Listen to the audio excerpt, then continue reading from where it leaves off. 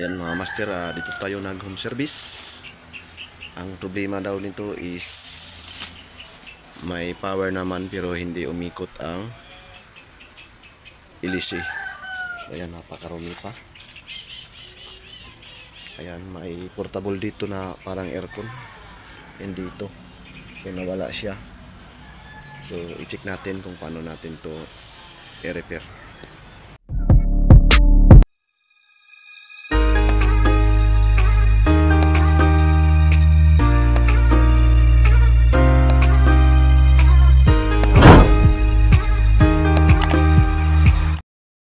Sundan nyo lang yung video mga kamaster kung paano to i-check, katulad dito ng mga electric pan na may portable na aircon na lagyan ng yelo.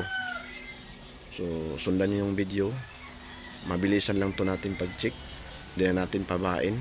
So pag may display ayaw umikot, so dalawa lang i-check natin, yung ilisi, yung motor or yung supply para sa pan motor. So i-check natin. Bubuksan ko lang, hindi ko na pinakita to para mabilis natin ma-check. Ayan, pagbukas dito is nandito yung mga screw. So yan lang yung buksan nyo. So i-diretso na natin to mamaya i-check. Buksan ko lang. Bago pala natin buksan, so siyempre ay saksak muna natin. Yan. Then i-power natin.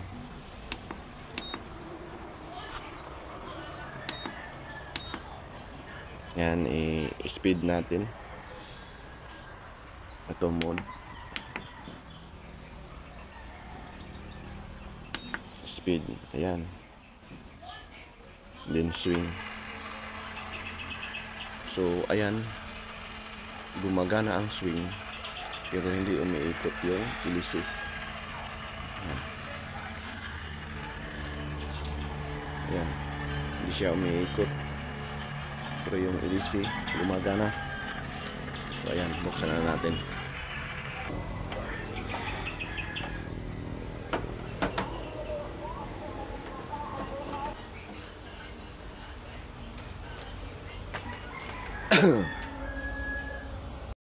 Ayan mga master, nabuksan natin. So ito yung power supply.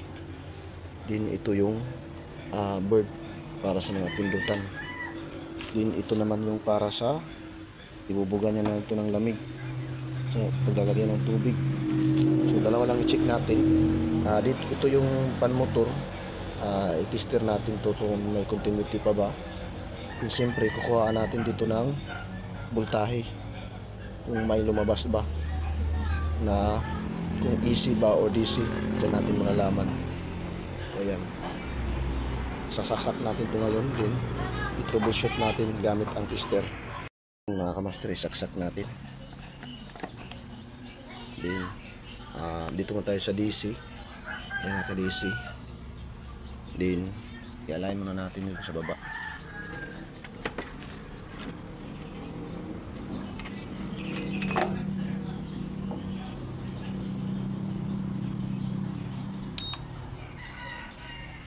Ayan, naka-power yan sa baba. Yan, set natin sa speed number 12. Then iswing natin. So ayun, nakamaster, umikot po. Then i-tester natin. Pagkot na natin yung air swing.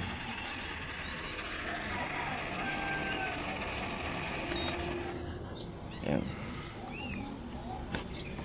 Then check natin.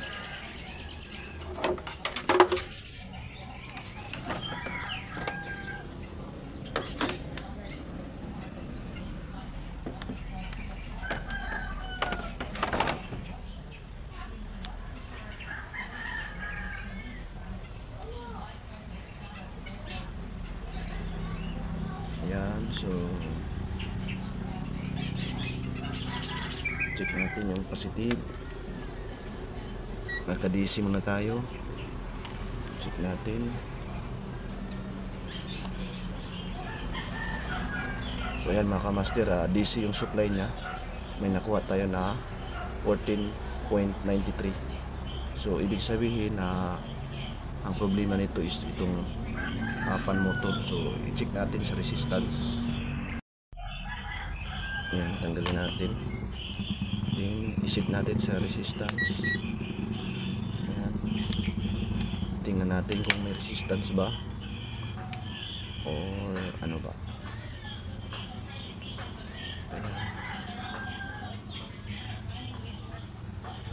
Ayan mga kamaster, wala.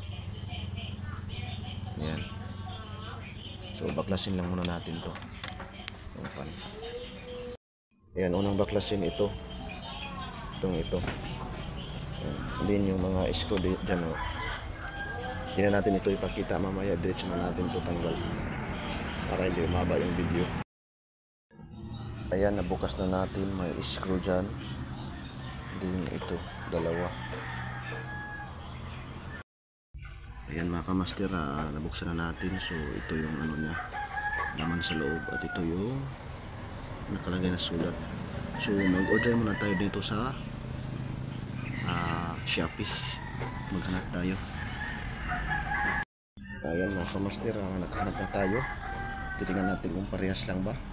So mga 1 week muna bago dumating. Ayan.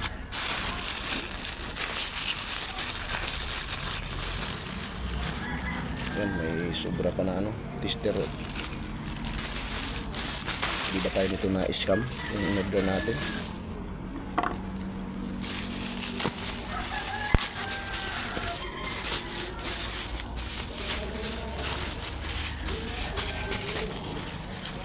Ayan mga kamaster, yung na-order natin is sobrang malaki. Ayan o. Sayang, sobrang malaki. So, i-try natin to ipa-under kung ito ba yung problema. Sobrang malaki.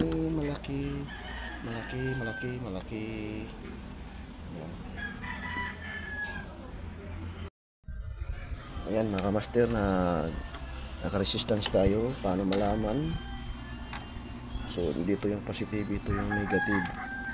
So, i-check natin kung may resistance.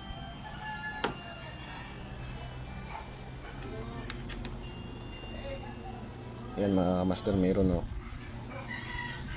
Ayan. So talagang sira talaga to.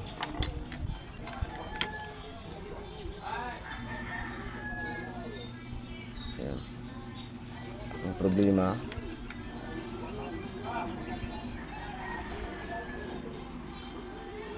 ayan,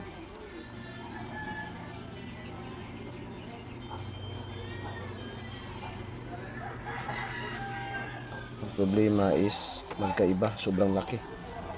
So hanggang dito na lang mga kamaster ang video na to. Sana may matulungan kayo kung paano to i-check mga voltage troubleshooting, kasi magkaiba, sobrang laki. So peace out mga kamaster.